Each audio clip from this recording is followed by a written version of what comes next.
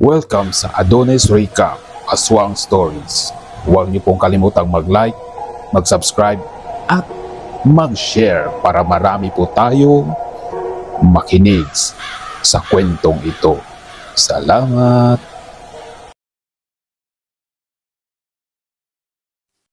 Disclaimer lang po, ang kwento ito ay hindi po original na sa akin. Ito ay galing sa mga random na tao na naka-experience ng mga kababalaghan sa kanilang buhay.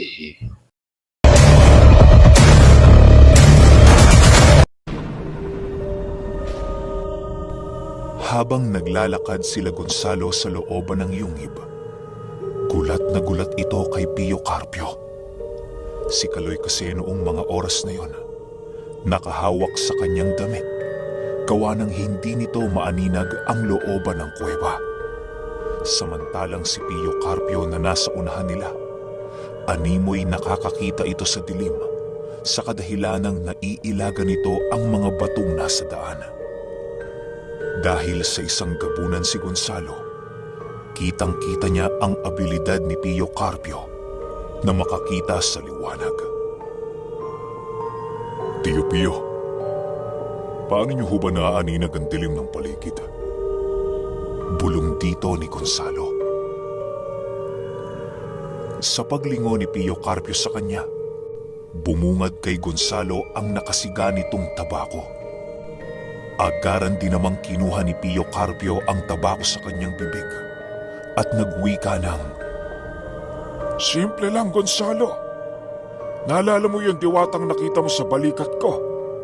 Yun ang nagpapahiram ng abilidad sa akin upang makakita sa liwanag. Isa ito sa mga kagandahan kapag nabasbasan ka ng kalikasan." Sagot naman ni Pio Carpio. Kasabay ng pagwika nito, nakita na naman ni Gonzalo ang napakaamo nitong mukha. Pinili niyang tumango na lamang at huwag nang makipag-usap, gawa ng nasa teritoryo sila ng kalaban. Sa paglipas ng minuto, nadapo sila Pio Carpio sa lugar ng yungib na merong napakaraming bato. Kakailanganin nilang akyatin ang lugar na yon, kaya medyo nahihirapan si Kaloy dahil sa hindi nga ito nakakakita. Hindi naman ito nagawang pabayaan ni Gonzalo, kaya ang ginawa niya, pinasan na lamang niya ito. "Kuya, kung nahihirapan ka, hayaan mo na lang ako maglakad," bulong ni Kaloy habang pinapasan siya ni Gonzalo. Pansin ni Kaloy noong mga oras na yon na matarik ang lugar na dinadaanan nila Gonzalo. "Huwag ka lang malikot dyan, Kaloy. Ako nang bahala," sagot naman ito. Sa paglalakad nila sa lugar na yon, bigla silang napatigil gawa ng merong nasipat si Pio Carpiong nilalang na gumagapang sa dingding ng kuweba. Sa pagtitig nila Gonzalo sa nilalang na yon, doon nila nasipat na isa itong aswang na nagmamasid sa paligid. Agaran nitong ibinaba si Kaloy at nagpakawala ng mga engkantasyong kinakailangan sa pagpapalit ng kanyang anyo. Matapos niyang makapagpalit ng anyo, agaran din naman niyang sinugod ang nilalang na yon upang kitilan ng buhay. Minuto lang ang pagitan nang matapyas ni Gonzalo ang ulo ng nilalang. Halos hindi nito nagawang makagalaw dahil sa sobrang bilis ng mga pangyayari. Pagbalik ni Gonzalo, kasabay nito ang pagbagsak ng katawan ng nilalang na yon na wala ng buhay. Agaran din naman silang nagpatuloy sa paglalakad dahil sa naaamoy na nila na malapit na nilang marating ang kinaroroonan nila Estansyo. Sa pagdating nila sa tuktok ng matarik na daan ng kanilang tinahak, doon nila nasipat ang isang nagliliwanag na lagusan. Agaran naman nila itong pinasok upang hanapin ang mga salungat na kaanib nila Gonzalo. Sa pagpasok nila sa yungib, ay ang paglitaw naman ng gudor na tikbalang. Bigla itong lumitaw sa unahan ni Pio Carpio sa pamamagitan ng mga maliliit na liwanag na nagkumpulan. Nang kasama na nila ang nilalang na yon, nagwika si Pio Carpio ng, "Alam mo, Gonzalo, ang gudor na ito ay maihahalin tulad mo sa kabalyerong puti ng siraway. Maamong tingnan, pero labis na mapanganib. Pagkatapos ng pista, Gonzalo, baka gapasan doon ng munggo. Makikigapos tayo. Sana lang, hindi ka pakitaan ng dahas ni Dadoy kung sakaling madapo tayo sa kanyang lupain. Pero huwag kang mag-alala. Ako na ang bahalang makiusap sa kanya." "Puting kabalyero? Bagong-bago sa pandinig ko yan, Pio Carpio," sagot naman ni Gonzalo. "Marami ka pang hindi alam sa pinuno namin. Lalo na sa pamangkin ito. Baka kapag nakita mo ang tindig nun, bumahag na ang iyong buntot. Marami ng pinaslang yon, Gonzalo. At masasabi kong, mas mataas pa sa uri mo ang nagawa nitong patayin nang walang kahirap-hirap. Pero hindi ka naman gagalawin nun. Huwag kang mag-alala. Kasama mo ako eh." Sagot naman ni Pio Carpio. Dahil sa malapit na sila sa looban ng lagusan, pinili nilang tumahimik at magmasid sa paligid. Hindi naman sila kayang amuyin nila Estacio, gawa ng nakalatag na si Pio Carpio ng kanilang pangkubli sa paligid. Si Kaloy noon, tahimik na nagmamasid lamang at nakahanda sa kahit na anong mangyayari. Paglabas nila ng lagusan, bumungad nga sa kanila ang isang aswang na merong kinakaing karne ng tao. Nakalatag pa ang bangkay na kanilang kinakain sa kanilang hapagkainan nang madatnan ito nila Gonzalo. Walang sabi-sabi, agad na inutusan ni Pio Carpio ang kanyang kaibigang Gudor upang palibutan ang paligid. Sa pagtakbo ng tikbalang, kitang-kita ni Gonzalo ang paglikha pa nito ng 3 niyang uri. Ginawa yun ng Gudor upang ang lahat ng sulok na maaaring labasan ng mga aswang ay kanyang mahaharangan. Nang makaharang na ang Gudor, halos hindi na makagalaw sila Estacio sa kanilang kinaroroonan. Pilit man silang magpulasan noong mga oras na yun, hindi nila magawa-gawa dahil nakapalibot na ang mga palipad-hangin ni Pio Carpio sa paligid. Sa pagbaba nila Gonzalo sa lagusan, halos masuka na si Kaloy dahil sa sobrang sangsang ng amoy sa silid na yon. Animoy pinaghalong patay na hayop na matagal nang nabubulok ang amoy sa loob ng yungib. Dahil sanay na si Pio Carpio sa ganung amoy, hindi na nito nagawa pang mandiri o magtakip man lang ng kanyang ilong. "Estacio! Demonyo ka! Pinakain kita, binihisan, at inaruga ka namin ng uri na parang isa sa amin. Anong demonyo ang nagtulak sa'yo upang patayin ang mga naging kapatid at kauri mo?" Sigaw ni Gonzalo. Galit na noon si Gonzalo, gawa ng muli na naman niyang nasilayan ang pagmumukha ng traidor ng kanilang baryo. Nais niya man itong agarang kitila ng buhay. Hindi yun maaari dahil sa hindi pa nasasagutan ni Estacio ang rason sa kanyang mga kasalanan.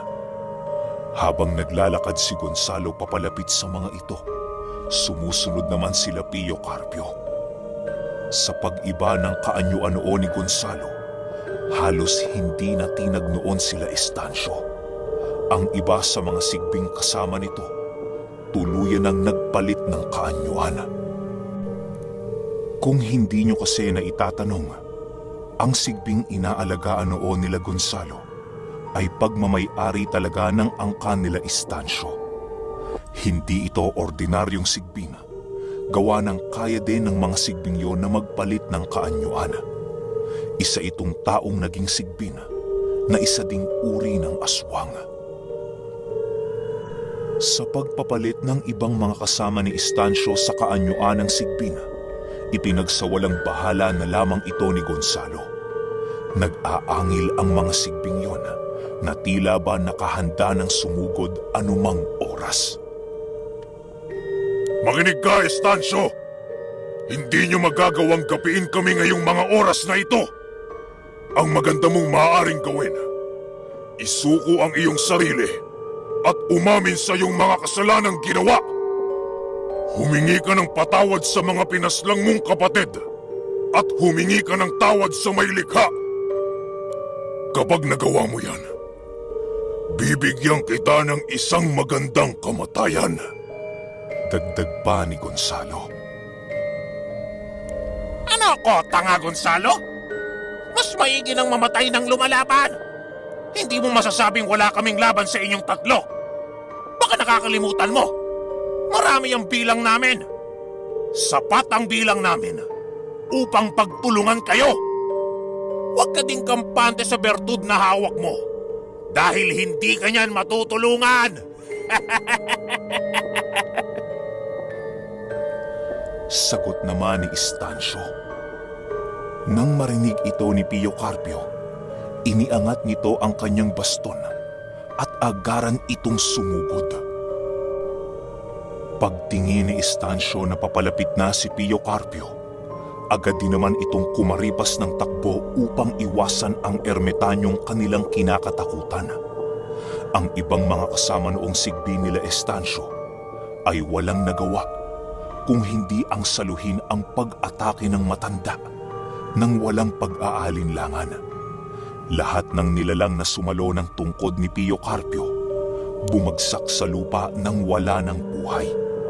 Animoy, nasunog ang kaluluwa nito dahil sa wala namang pinsalang natamo ang pisikal nitong kaanyuan.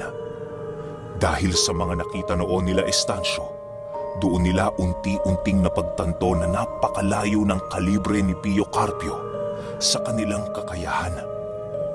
Habang patuloy sa paglusob ang matanda, patuloy naman sa pag-atras ang mga ito. Ang mga gudor noong mga oras na yon, hindi gumagalaw sa kanilang kinaroroonan, gawa ng pilit nitong binabantayan ang lahat ng lagusang maaaring labasan ng pangkat ni Estacio. Sa pag-atras nila Estacio, ay ang pagtigil naman ni Pio Carpio sa pagsugod. Hinubad nito ang kanyang sombrerong gawa sa anahaw at muling sinilaban ang kanyang tabako. Sa pagtigil ni Pio Carpio, halos magtakip ng mga muka sila Estacio dahil sa labis na pagkasilaw. Si Gonzalo naman noong mga oras na yon, hindi na gaanong nakakalapit kay Pio Carpio dahil sa lakas ng presensya nitong ipinapamalas. Doon na din nasipat ni Gonzalo sa unang pagkakataon ang suot-suot na medalyon ng lola niyang si Astring. Halos masunog ang kanyang itim na mata noong mga oras na yon kahit kisap mata niya lamang itong nasipat. Hindi lubos sukat akalain ni Gonzalo na ang agimat na taglay ni Lola Astring ay mas malakas pala ng ilang ulit sa aktwal na kombate. Si Kaloy noong mga oras na yon, wala nang nagawa kung hindi ang magmasid lamang kay Pio Carpio. Nakanganga ang bibig nito na tila ba hindi nababahala sa sitwasyong kanilang kinakaharap. Gonzalo, ikaw na ang tumapos sa mga sugo ng demonyo. Sa'yo ito gumawa ng mali. Kaya sa'yo din ito magbabayad. Hayaan mo at aalalay lamang kami sa labanang ito. Wika ni Pio Carpio. Nang marinig ito ni Gonzalo, agad naman niyang sinugod ang mga nilalang na nasa paligid. Hindi ito gaanong nakakagalaw dahil sa pinapamalas ni Pio Carpio. Ang mga nilalang naman na nadadapo sa kinaroroonan ng gudur ay naglalaho na lang bigla nang sa hindi maipaliwanag na dahilan. Nang malipol na ni Gonzalo ang lahat ng mga kasamahan ni Estacio, pinili niyang kainin ang mga kamay at binti ni Estacio upang makausap niya ito ng masinsinan. Hinayaan lang naman siya noon ni Pio Carpio'ng gawin ang nais niya upang mabigyan ng hustisya ang pagkamatay ng kanyang mga kasama. Nang matapos na ang labanang yon, agad din namang naglaho na parang bula ang gudur na siyang kaibigan ni Pio Carpio. Kasabay ng paglaho nito ay ang paglapit ni Pio Carpio sa kinaroroonan nila Gonzalo. Si Estancio noong mga oras na yon halos mamatay na sa kakasigaw dahil sa sakit na kanyang nararamdaman. Hindi na noon nakapagtimpi si Gonzalo, kaya ang ginawa niya upang patahimikin si Estancio ay ang ibalibag ito sa lupa. Nais niyang makaramdam ito ng ibang sakit ng katawan upang magawa nitong tumahimik. Tumahimik ka, Estancio! Huwag kang sumigaw at umiyak na parang ikaw ay nagmamakaawa. Walang maaawa sa iyo dito. Demonyo ka! Ba't mo nagawa ang ganong pagpatay sa mga kapatid mo? Bakit? Sigaw dito ni Gonzalo. Dahil sa galit ko sa iyo, Gonzalo. Hindi ko maatim ang pagpatay mo sa pinuno namin. Sagot naman ni Estancio. Nang marinig ito ni Gonzalo, pilit niyang ipinapaintindi kay Estancio ang dahilan kung bakit niya pinatay ang kanilang gabunan. Hindi naman noon nakikinig si Estancio, kaya ang ginawa noon ni Gonzalo ay inilibing ito ng buhay na ang tanging nakalitaw lamang sa lupa ay ang kanyang ulo. Matapos itong gawin ni Gonzalo, nagwika ito ng, Naway sa paglisa namin sa iyo dito, maalala mo ang kadakilaan ng amang may likha. Bago ka pumanaw, humingi ka ng awa at pagsisisi sa lahat ng iyong mga nagawang kasalanan. Paalam, Estancio. Naway baunin mo ang masasaya nating alaala sa ating baryo. kasabay ng pag-uwika nito ni Gonzalo ay ang pagtalikod niya sa kinaroroonan ni Estancio. Wala nang nagawa noon si Estancio kung hindi ang sumigaw ng pagmamakaawa kay Gonzalo. Pero kahit anong sigaw nito, hindi na ito nagawa pang lingunin ni Gonzalo. Sila Pio Carpio naman noong mga oras na yon, tuluyan na ding nilisan ang yungib. Paglabas nila sa silid na kinaroroonan ni Estancio, pinili ni Gonzalong isarado ito sa pamamagitan ng pagtakip dito ng isang napakalaking bato. Magpahanggang sa ngayon, walang nakakaalam kung naroon pa ba ang katawan ni Estancio. Sa paglabas nila Gonzalo sa yungib, panay ang pag-uusap nila Pio Carpio sa kung ano ang mga naganap sa kanilang baryo. Doon inilahad ni Gonzalo ang buong pangyayari matapos ang pagtataksil nila Estancio. Nakinig naman noon sila Pio Carpio habang sila ay naglalakad pabalik sa kanilang pamamahay. Kuya, paano kung magawang makatakas doon ni Estancio? Biglang singit naman ni Kaloy. Huwag kang mag-alala, Kaloy. Hindi yun makakatakas. Bago pa man tayo umalis doon, nagbitaw ako ng katakot-takot na sumpa sa sino mang papasok sa lugar na pinag-iwanan natin kay Estancio. Sagot naman ni Gonzalo. Nang marating nila ang pamamahay ni Pio Carpio, pinili ng tatlong mag-inuman muna. Hindi naman tumanggi noon sila Gonzalo, gawa ng marami siyang iniisip noong mga oras na yon. Si Kaloy noon ay tuwang-tuwa, gawa ng muli na naman niyang makakainuman si Pio Carpio. Napakarami kasing gustong malaman noon ni Kaloy kay Pio Carpio pagdating sa mga usal, konsagra, talandro, mutya, upang mas maging magaling pa siyang albularyo. Sa pagkuha ni Pio Carpio ng tuba, ay ang pagsiupuan naman ng magkakapatid sa mesang inihanda nito. Oh, 2 galon lang ang natira dito, ha? Huwag na kayong maghanap mamaya. Wika ni Pio Carpio. Oo, Tio Pio. Wala po yung problema. Basta ba, may sumapi sa ating espiritu ng alak masaya na tayo dun. Hindi ba, kuya? Sagot naman ni Kaloy. Ngumiti lang naman noon si Gonzalo nang marinig nito ang sinabi ng kanyang kapatid. Ang unang tagay ng tuba noon ay kay Gonzalo. Gawa ng siya ang may pinakamaraming ginawa sa misyon nilang tinapos. Sa paglipas ng oras, nakarinig sila Gonzalo ng isang halinghing ng kabayo sa labas ng bakuran ni Pio Carpio.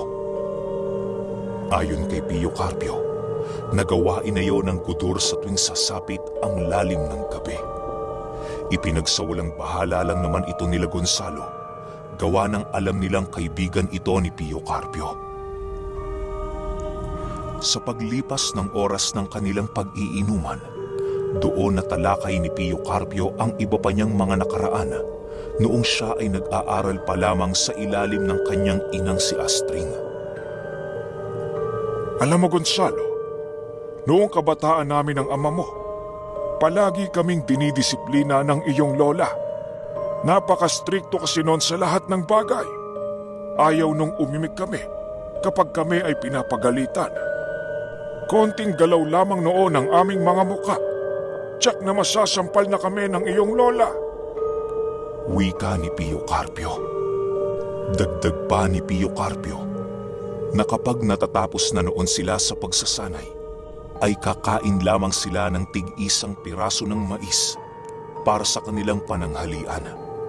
Hindi sila noon pinapakain ng marami, gawa ng lihis umano yon sa kanilang paniniwala. Ang hindi pa noon makalimutan ni Pio Carpio ayon kay Nognog ay ang ginawa nilang mag-anak noong Biyernes Santo. Sa umaga, sila ang umaakyat sa bundok ng kanyang si Astring upang mangalap ng mga sangkap. Hindi nangangalap ng agimat o mutya ang ina ni Pio Carpio, gawa ng punong-puno na ng kargada ang katawan nito. Ang tanging hinahanap na lamang nila sa bundok ay ang mga halamang gamot na kanilang ginagamit. Ang ginagawa naman noon nila Pio Carpio ay ang pagpasok sa yungib upang sanayin ang kanyang paningin at pandinig. Sa loob ng araw ng Biyernes Santo, naroon sila Pio Carpio kasama ng kanyang ama na nagsasanay. Sa paglipas ng taon ni Pio Carpio bilang isang ermitanyo, marami na siyang nakasagupang mga manggagamot na merong itinatagong lakas na espiritual. Marami na siyang nasubukan at sa pagsusubukan nila ng kanyang mga nakakasalamuha, marami na siyang nagapi. Dahil sa pag-iikot noon ni Pio Carpio sa kanilang lugar, wala pa siyang nakitang karapat-dapat na maging katunggali sa larangan ng espiritual man o pisikal. Hanggang sa nadapo noon si Pio Carpio sa Siraway. At yon ang unang pagkakataon na meron siyang naging katunggali na isang binatilyong napakadalubhasa sa larangan na yon. At siya ay pamangkin ni Cedes na nagngangalang Dadoy.